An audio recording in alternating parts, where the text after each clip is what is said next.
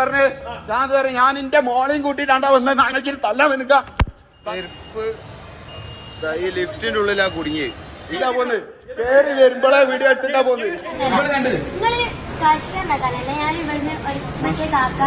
Okay. Highlight മാളില് പിതാവും മകളും കൂടെ എസ്കലേറ്ററിൽ പോകുന്ന സമയത്ത് ആ കുട്ടിയുടെ കാല് ആ ഒരു എസ്കലേറ്ററിനുള്ളിൽ കുടുങ്ങുന്നു. ഷൂവിന്റെ പകുതി ഭാഗം അങ്ങ് മുറിഞ്ഞു പോയിട്ടുണ്ട്.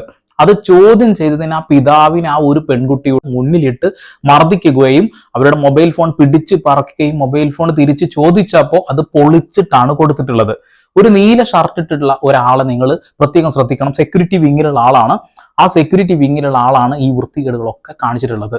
അതായത് ഗുണ്ടകളെയാണോ ഹൈലൈറ്റ് മാളിൽ സെക്യൂരിറ്റി വിങ്ങിൽ നിർത്തുന്നത് എന്നാണ് എന്റെ ചോദ്യം.